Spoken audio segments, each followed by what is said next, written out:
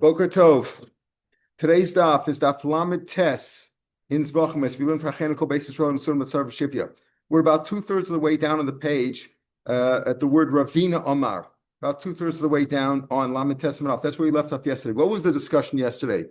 Rabbi Yochanan said that the three matanos, the extra three, in other words, the chiv is only to give one on a chatas. One, according to Beis Hillel, one is enough. The other three, you should do them, but if you didn't do them, you're also Yotzei. Not only Yotzei, but if you were Yotzei with the first one already, you can't be Mafagalit, you can't ruin it with the other three, because the first one you're really done. And on the other hand, if you were Mafagal the first one, you're done there too, and the animal is pigul. That's what Rabbi Yochanan said. Rav Papa then went on to explain that even though these last three matanos, the last three zrikos are not required, however, some of the rules apply. For example, if a zor, a non-Kohen, did any of those last three zrikos, even though they were not necessary, he's chayv misa for that. Another thing was that if the dam of any of those three fell when you were sprinkling those, they fell on your clothes, and the Kohen's clothes, it requires kibbutz, has to be washed. So the Gemara discussion about that, and certain other things are like, no, it's not necessary. Meaning, if the owner died, it doesn't ruin it. You can't be mafagel at that point. And if you brought the dam inside the heichal, that doesn't ruin it like it does normally for a chatas dam. You bring in a heichal, it ruins it. But once you did the first one, the last three don't really count in that sense. However, so these last three zrikas have a sort of in-between stage. In certain aspects, they're like original, they're like first zrikos. And if a zar does it, chayiv misa, you can't do it at night, etc. Other things that he said. And on the other hand, in certain aspects, it's like zrikas that are not necessary. Rav Papa says, how do I know that? Because the Mishnah says like this. The Mishnah says that if the dam spurted from the animal's neck onto the clothing of the Kohen, that doesn't require kibbutz, because that's not really dam. If you were makabel in a dam, mina keren, if it spurted off the keren, meaning after you sprinkle it on one of the four corners, keren is the horn of the corner of the mizbeach. If it's sprinkled on, also it doesn't require kibbutz. If it's sprinkled off the yesod after the extra dam, after you did shchita kabbalah zricha, the extra dam, whatever's left over, the remaining dam, you pour on the foundation of the outer mizbeach. And if it's sprinkled off of that, apparently min yesod, it also doesn't require kibbutz. Mashma, that if it's something that's ra'ui for the keren, right? Because it said if it fell off the keren, doesn't require it. Mashma, if it's fit to go in the keren, like the last three, it does require kibbutz. So the Gemara, that's where Papa gets the idea that even though the last three zrikas are not mandatory, but if you did it and the dam spurted off the keren, or minaroy, meaning if the dam as you were sprinkling it, the last three, some of it went on your clothing, not from the keren. It said if it spurted off the keren, then it doesn't require kibbutz. But if as you were sprinkling it, some spilled onto your clothing, the Kohen's clothing, requires kibbutz. So the Gemara said on Rav Papa, that's your proof, because it says if it spurted off the keren, it doesn't require kibbutz. If it spurted off the yesod, it doesn't require kibbutz. So if you're deducing, if it spurted off the keren, it doesn't require kibbutz. But if it's going on the way to the keren, even if it's the last three, it requires kibbutz. Are you going to say the same thing by yesod? If it's spurted off the yesod, that's the shirayim that you pour on the yesod. If it's spurted off the yesod, that doesn't require kibbutz. But if it's going to the yesod, meaning it's shirayim, you've already finished with all the zrikas. Now you're pouring the shirayim. If that dam spilt on your clothing, that requires kibbutz. How can you, if you're deducing from the fact that mina keren doesn't require kibbutz, but from the keren does, but on the way to the keren does, from the keren doesn't require, but to the keren it does require. If you're on your way to the keren, you're now doing the keren. The last three corners, it requires it. And which are not required. The last three are not required. But if you're on the way to the keren, you're sprinkling towards the keren, and it's spilt on your clothing, it does require. So you're going to make the same deduction by yesod. If it ricocheted off the yesod, then it doesn't require kibbutz. But on the way to yesod, it does require. It's shirayim. How could it require kibbutz? It's only shirayim. This makes sense that some clothes you wash and some clothes you don't wash. That's right. I mean, there's blood there. That's right. Okay. No, it's not a question of being clean. It's a question of what's the halacha. It's what's the halacha. No, what's the halacha? What's the chiyuv to wash it? In other words, you don't just discard it, you have to wash it off. You understand that there's a rule, but you have to wash it. That's the rules. These are the rules of kachim. You have to know what the rules are. So he says, but can it make sense to say that if it ricocheted off the yesod, then it doesn't require. But if on the way to the yesod it does, it's still shirayim. That was the question. Like Morris says, no, it goes like in Nehemiah. But Nehemiah holds a special shita. He holds that even dam, which is shirayim, which you're makriv on an outer mizbeh outside the azara, you're chayiv for that too. So the Gemara then said, well, maybe only talks about if you're offered on the mizbeach. But if it falls in your clothes, who says you're chayiv and keep it there? So the Gemara wanted to say, yeah, it requires even there. But the proof that he brought that it requires even there really is discounted, because it turns out at the end of the Gemara that he's talking about dam apnimim. That dam that he says that dam it requires kibbutz, and a machshava ruins it. A bad machshava ruins it, even though it's shirayim. Is talking about dam of the inner mizbech. What is dam of the inner mizbech? Karbonos. There's karbonos on the outer mizbech, which are most of them, and then you have karbonos on the inner mizbech, like the param davashal siba, the par kol mashiach, the par of that you bring for avodas kachavim, the param of Yom Kippur. Those are inner mizbech things, and those are more stringent, as we saw. They require all the dam. You can't say like by chatos, the outer chatos we've been talking about. One zrika is good enough. On the inner ones, all are required, as we'll see.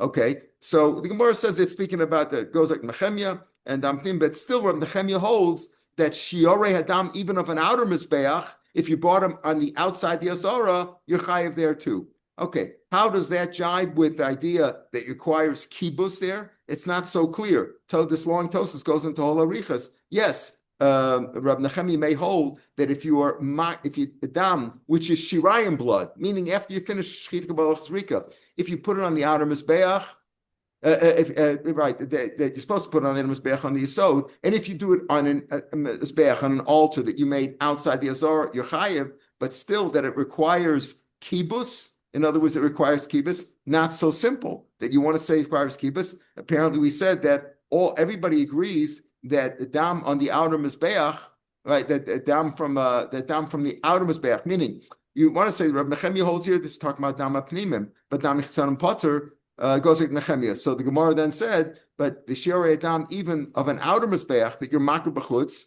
Rav Nehemiah holds that you're chayiv.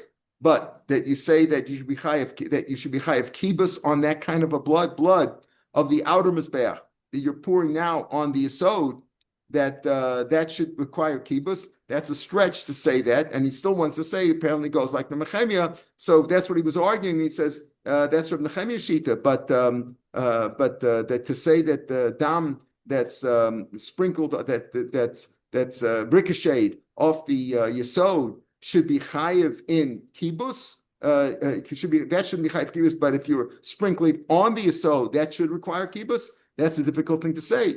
I mean, yesod in kibbutz hamin a royal yesod, and we said before, if it's already sprinkled, we don't say that you have to once you finish the regular sprinkling and it's now shirayim, doesn't require kibbutz. So he says, okay, but Nehemiah holds it does require kibbutz, so it goes like the Nehemiah, and therefore his proof is still a good proof. Because he says, mina keren umina yesod ain't on kibbutz, but mina royal keren does require kibbutz. What about mina yesod? Does that also to the yesod does require kibbutz? It goes like Rav Nehemiah, but it's not clear how Rav Nehemiah really holds the kibbutz even on an outer mizbeach carbon, maybe only on inner mizbeach. But Ravina now gives a simpler answer. Ravina says no. When he said when the Mishnah that he quoted before, Mishnah and Daf from later on in Daf Tzaddik Gimel, which says. That means that from to the keren requires kibbutz. Does it also mean that to the yesod requires kibbutz? No. Ravino and mina keren is mina keren mamish. Meaning when it says that if it's spurted off the keren after you put it on the keren, that it doesn't require kibbutz, but to the keren it does. So mina keren means mina keren mamish. If it ricocheted off the keren, it doesn't need kibbutz. But you could deduce that to the keren it does need kibbutz. Okay, to the keren does kibbutz. We're talking about the last three zrikas after you did the first one, and the other three are not required. You should do it mitzvah, but you're not required. But if you did it, and on the way to the keren, the dam spurted on your clothing, you have to wash it. So that means from the keren is not required, to the keren it is. But many yesod doesn't mean only from the yesod it's not required, but to the yesod it is, because even to the yesod it's shirayim. it means mina roy l'yesod. So when he says mina karen in the Mishnah, that means only mina karen doesn't require kibbutz. Mashma that to the karen does require kibbutz, but when he says mina yesod, he doesn't mean to say only from the yesod doesn't require kibbutz, but to the yesod does require kibbutz. It means mina roy l'yesod. Maybe both of them are speaking about both of them that are fit to the yesod, even on the way to the yesod. Maybe both of them are to the yesod. You should be chayiv. Says hi mai. What sense does that make? Hashtama roi lekaren amrit lo. If it's fit for the karen, meaning it's like one of the last three that are fit to go to the karen, you want to say that if it's roy, it doesn't require kibbutz. So the Yisodi boy, certainly if it's on the way to the Yisod, doesn't require kibbutz. Even if one of the last three zrikas, which are not required, but they are zrikas, right, on the other three corners. If that doesn't require kibbutz on the way to the Karen, doesn't require kibbutz, not like Rav Papa and Rav Yochanan said. So on the way to the Yisod certainly doesn't. You don't have to tell me that if it's on the way to the Karen, it doesn't require kibbutz. Obviously, if it's on the way to the Karen, it doesn't require kibbutz. Obviously, to the Yisod certainly doesn't require kibbutz because then it's Shirayim blood.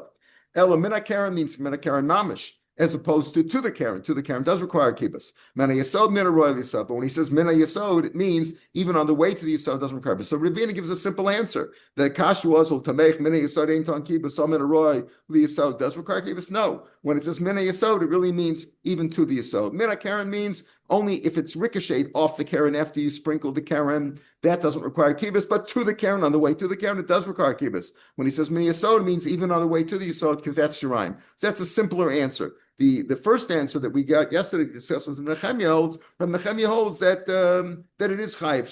That Rav Nechemia holds.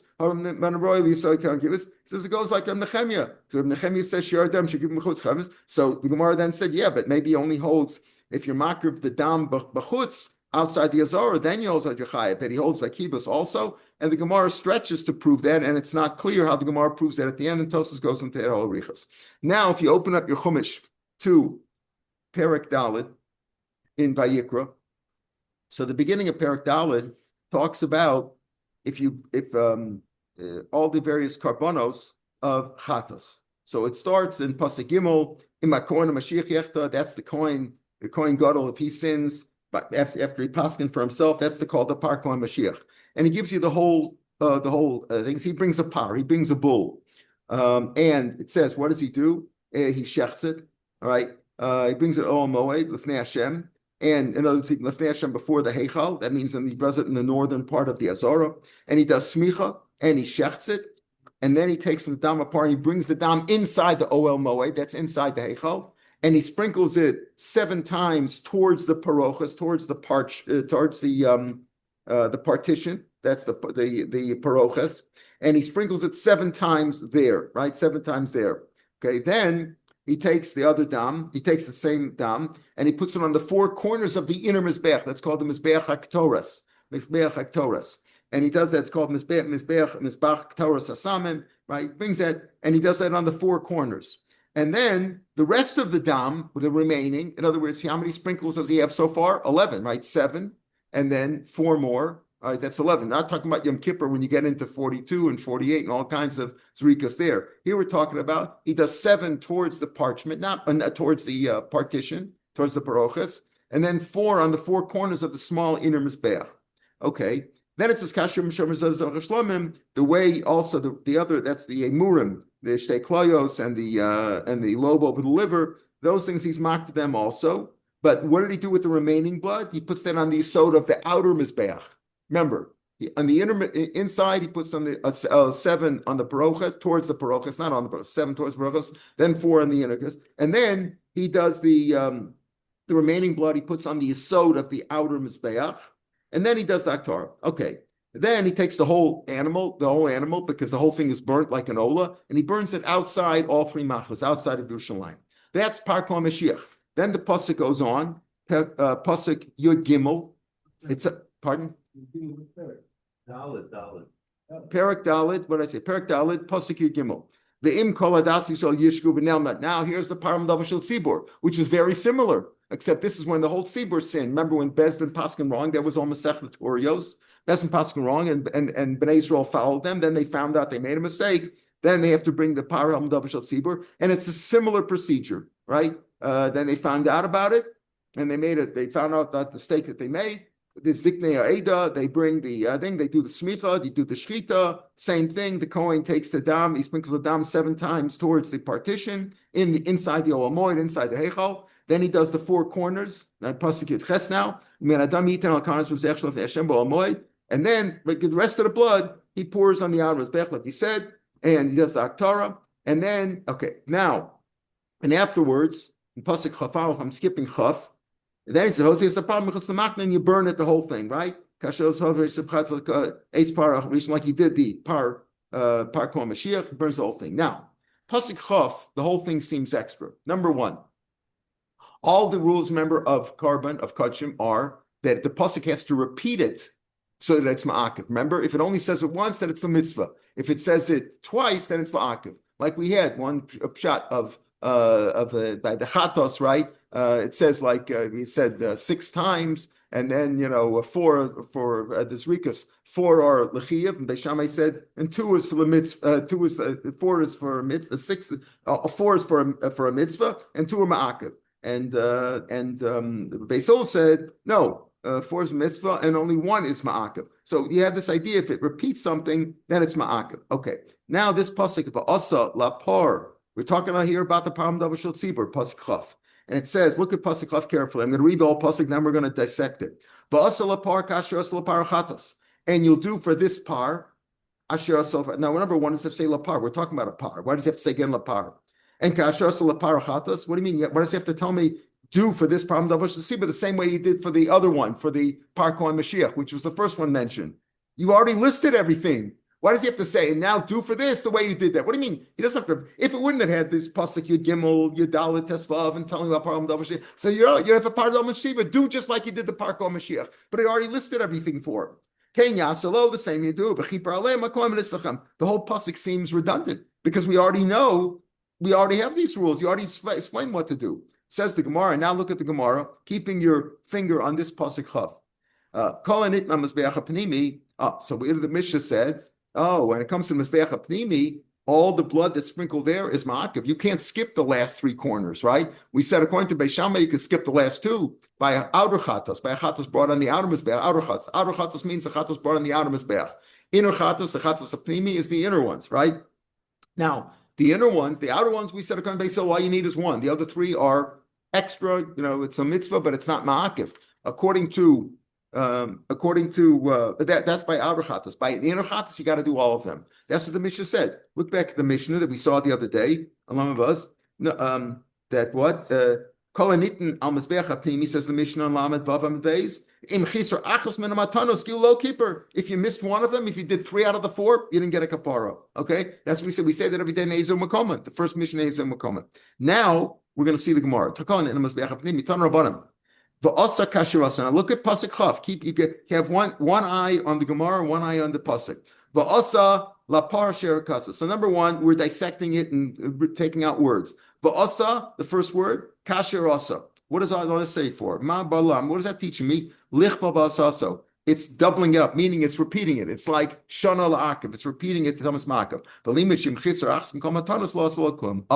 We said all the matanos that you have to do, right? 7 plus 4, right? And then spill it out the rest of the yasa. So he's telling you, if you missed one of the matanos, what about the shirayim? As we said, and the penimim, on the outer mizbechas, the shirayim is not ma'akiv. That's the whole discussion that I mentioned that the Tosas discusses here, according to Nehemiah. What do you mean? If the shirayim is not ma'akiv, how is it that if you poured it on the outer mizbech, Nehemiah holds if you poured the shirayim of an outer carbon, outer chados, outside the azara, you're chayiv for that. You're chayiv cars for that. Yet he also holds, apparently everybody holds, that it's not ma'akiv. That if you didn't do the shirayim at all, it's not ma'akiv. You got your kapara as soon as you finish this rikas. So, okay. So that's so the shirayim is not ma'akiv. But here, according, there's one sheet at least, that when it comes to a carbon apnimi, a chatos apnimi, the shirayim is ma'akiv. Okay, you get your kapara as soon as you did this rika. But the shirayim is also ma'akiv. If you didn't do it, you don't get a full kapara. So Tanabana v'asa kashrasa ma'balam. What is that teaching me? We already listed all the things you have to do. It was repeated by par Kohen Mashiach, by par Hamdavar, just as the same way it was first listed by par Kohen Mashiach. So what does that mean? Malamed lichba ba'asaso, telling you to double up on it, to tell you it's twice. Eini ela matan sheva. Okay, maybe that's only referring to the 7 that goes towards the parochas. Maybe it's only there. Shema akvos v'chomakim. We find whenever you find the 7 hazos, we'll see you find it by para aduma and by metzora. So there maybe it's ma'akiv. I understand there that has to repeat it. Tell me that's ma'akiv. You didn't do all 7. Matan dal. How do we know matan dal that the 4 zrikas that you do on the 4 corners of the inner mizbeach? How do you know if you didn't do all 4? That's also ma'akiv. Talmud lomar kein yaseh. Okay. Now kein yaseh is written a little bit later, right? It says v'asa lapar. Now we hadn't explained the first lapar. Keep looking at the pasuk. We said v'asa kasherasa. What does that teach me? That's doubling up on the lashon. That's shana la'akav. Okay. And how do we know matan 4? That's kein yasa. So you should do. That's telling me on the 4 also. The Gemara on tomorrow's daf, the Gemara will say, what do you mean? If it already said basa kasherasa, that tells you that everything that was listed here is ma'akiv, because that's the double up that goes on the 4 as well as on the 7. Right? Why do you say, oh, maybe it's only the 7? How do I know that the 4 also is ma'akiv if you didn't do all 4? From kein yasa. But the first basa kasherasa is going on the whole procedure, including the 7 and the 4. Okay, we'll get to that later on. Lapar, that's the first lapar. V'asa lapar, that's par Yom Kippurim. This pasuk is speaking about what? Pam davar shel tzibur, following preceded by par kol Mashiach. He says, you know what? That lapar is extra to teach me that the same thing applies to par Yom Kippur. To tell par Yom Kippur also is similar in that sense that those things are ma'akiv, as we'll see. Now on Amid Beis. On the Gemara, turn the page. Kasher asa, what does that teach me? We didn't say to those pasuk. We said v'asa kasher asa, right? Then lapar. Now we already explained kasher asa is the double lashon. That's the shana lakiv. So Rashi explains. Now we're dealing with lapar. Again, the first lapar was for Yom Kippur. Kasher asa lapar. This par is zeh par kol Mashiach. Okay. Now what do I need zeh par Mashiach? We already know zeh par kol Mashiach. Right, we'll see, and because by par kol Mashiach, it didn't double up, it didn't repeat it to tell you that it's ma'akiv, right? So now at par helm davar shel tzibur is telling you lapar that just like asa kasher asa teaches me that by par helm davar shel tzibur everything is doubled up to tell you that everything is ma'akiv, all the procedures are ma'akiv. The same thing for par kohen Mashiach. So you understand? The first lapar is from Kippur. The second lapar in the pasuk, lapar, that's par kol Mashiach to tell me that everything's ma'akiv there too. Okay, all right, going on. Hachatos, again, what is the word? You're looking at the pasuk. Lapar hachatos, even though the pshat is, we're talking about par kol Mashiach before, but he says that lapar is the par kol Mashiach. Yeah, that's doubling it up there. Hachatos is elu se'ir avaros kachavim. The soir avaros kachavim, if you sin, the tzaros kachavim, the tzibur sin, they got to bring also a special carbon, the sa'ir, right? And that's also brought in the Yonah Mizbeach. Pasuk there, when it talks about it in Shlach, doesn't give you those details. Here it's telling you that it applies there too. Rashi said, right? Rashi says, Lavian, Lavia B'din Param Davar, in other words, all the rules that apply to par helm davar shel tzibur, sprinkling the 7 plus the 4 and burning it outside, it doesn't tell you the details there. Here it's saying hachatos is referring to the chatos of the soar of Kachavim. Remember what Sir Regalim and Sir Rosh Chodashim, those carbon musafs that we bring on Rosh Chodesh and Regalim, what are they for? If you remember back in the beginning of Shavuos, we learned that that's for if you went into the base mikdash while you're talking and you didn't even know what you did.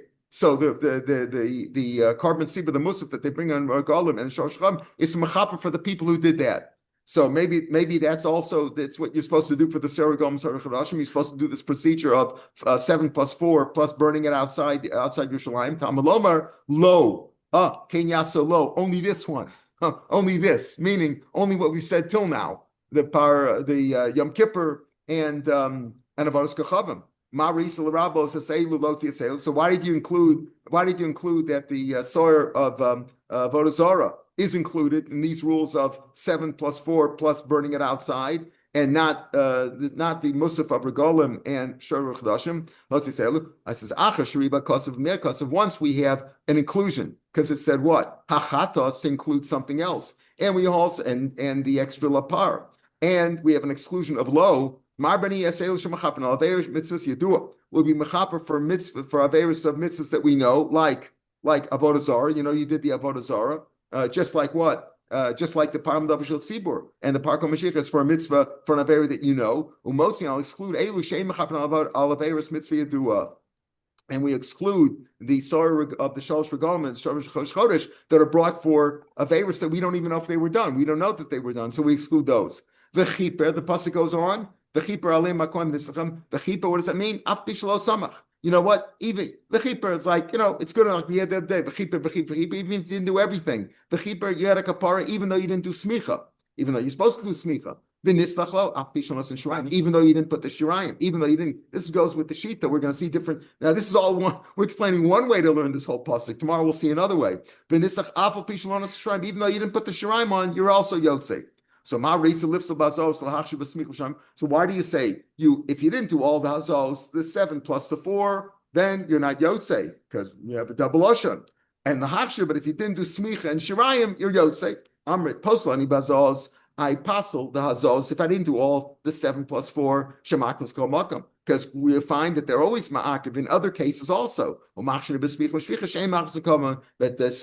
and shrem, which is not ma'akiv in other places by regular karbanos, is not ma'akiv. So I'm machshir those. Amar mar. Okay, so that's the first way to learn all the words of this interesting pasuk that we've dissected and taken apart and said every word almost is for a different drasha. Amar mar at the top of mem now. You said, okay, that's only, remember we said at the beginning, asa kashirasa, to tell me that it's a double lashon, that you're ma'akiv the 7, right? Then we said, only matan sheva, that ma'akiv all over, but matan dala, which is not ma'akiv all over. How do I know? Okay, because I got another words, kain yasa. So number one, hey, where do we find that matan sheva is always makam in other places? Papa, but paruv and nagam, by paraduma and by nagam, it's also got to be sprinkled 7 times that way. So by a mitzorah, so you find that since it's got to be sprinkled 7 times there, below Geshem Shel Mitzorah, V'hizim Hashem Mitzbo. When you find there that those matans are, by par it says V'hiz al Nochach Pnei Ol Moed, you find that it's got to be sprinkled there with the 7 times. So therefore, here also you find that whenever it talks about 7, it's got to be sprinkled that way with no exceptions. That it's always ma'akev. And then he said, okay, fine. So where do you find the b'chol makom? That's by paraduma and by nagam, by a mitzorah. How do I know? But what do I need another plus for kain yasa? You already said asa kasharasa. You listed everything. You listed the 7 plus the 4 plus the burning and everything, and then you said, okay, asa kasharasa. Everything is ma'akiv. So the everything is ma'akiv includes the 4 as well as the 7. And why do you say that Matan Zayin, it's written and it's repeated by the Asa Kasharasa? Matan Daled Namik Ksivan is also written and repeated. In other words, the same Asa Kasharasa should apply to the 4 as well as to the 7. What do I need another drush of Kenyasa? Rav Yirmel and it's Rav Shimon. Goes come Shimon to Tanya, listen. Rav Shimon was like this. When it talks about sprinkling, remember, we said about the 7, it says Pnei. When it talks about the 4, does it say 4? It doesn't say 4. It says Alakronos. If you look at the Psukim, whether it's talking about Parkon Mashiach or Param Davshel Tzibur, it says, it doesn't say all 4. It says 2. Karen was 1, 2. Rav Shimon was like this. Lamala by Kon Mashiach, it says Karen, it says Kronos. Okay, that would be 2. Lamata Womer, Karen, Kronos, that's also 2. Total of 4. The Rav Shimon. How do you know 4 by each one? The hekish of both of them. There's hekish of both of them. So according to Rav Shimon, so it didn't really repeat it because each one only said 2. Rav Shimon, Rashi says, the Amalok Sivve El Shtayim V'Shtayim Acheres Behekesha. Especially the Haikra, Iskish Par Kol Mashiach Param Davar Kedamrin Lepar Zeb Par Kol Mashiach Hilkach Elo the Harakaflinu Lavikful, and it wouldn't be double because I would say it only says 2 by each one. So number one, since I have to have a hekish to say that the same 2 that apply there apply to here too, you need another repetition. You don't say that the first repetition that applies to the 7 applies to the 4 also, because it doesn't really say 4 by each one. It only says 2 by each one. It's only from the hekish of Lepar, because we said you should do like this, like you did to the par, and the par is the par kohen Mashiach. As we said, Lapar Zek kohen Mashiach. It's only from that hekish, so therefore you need another drasha of Kain Yasa. Of Kain Yasa to teach me that that's doubled up. Rabbi Yehuda, no, ain't it tzarich. You don't need another one for that. Rabbi Omer, it says ba'oel moed. Why did it say ba'oel moed? It says, what's say? Omer adam mashik comes. Why does it have to repeat that again?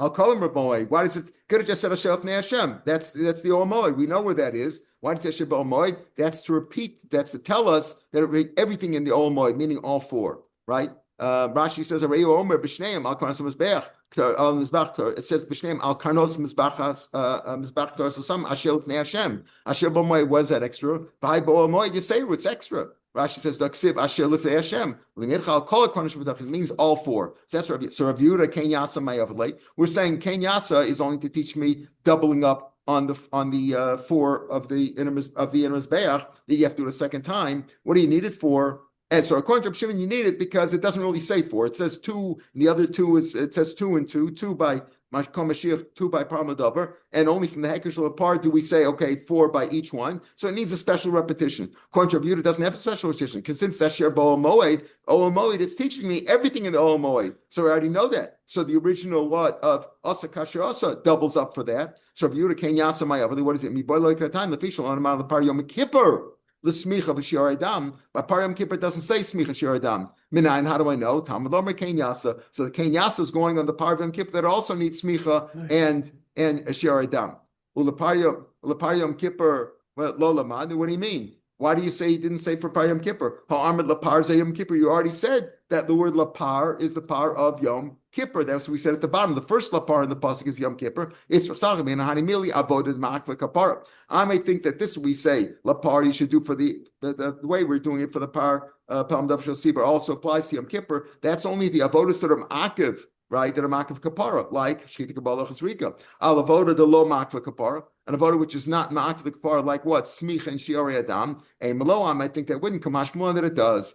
Rav Shimon, so what does Rav Shimon do with Ol Moed? Rav Yehuda says Ol Moed teaches me all four. I don't need a hekesh. So what does Rav Shimon do with Ol Moed? He says, "But Ol Moed, what is it? My overlay, the Ol Moed, my overlay, the Ol Moed, the Ol Moed, mi boile sheim nifchasra tikra shel heichal lo yamaza." Tell me that what? It's got to be the Ol Moed has to be there. That if something happened to the roof of the heichal, it got the damaged and it got a little broken, you don't maza. You don't sprinkle. It's got to be in the Ol Moed. Notice the 7 plus the 4 in the Ol Moed. It's got to be when the Ol Moed is complete. The roof is there. The Idach, what will Rabbi Yehuda do with that? How will he do that? He learns that from the word Asher. It's got to be there. The Idach Asher lo darish. Reb Shimon doesn't darshan the word Asher. Okay, so that's how the Gemara comes out. Abai Omer, we'll pick it from Abai Omer tomorrow, and we'll explain, and we'll continue. He's giving a different answer. Abai Omer Rabbi Yehuda Nami Yitzrach. It gives a whole explanation. We'll continue with this tomorrow, as we'll see. Okay, and then tomorrow we'll see another whole interpretation of the Psukim. The very Shmuel is going to be a whole different interpretation of Psukim. So tomorrow, continue to bring the Chumash, and we'll discuss Pasuk Klaf again. Have a good day. Chodesh Tov to everybody.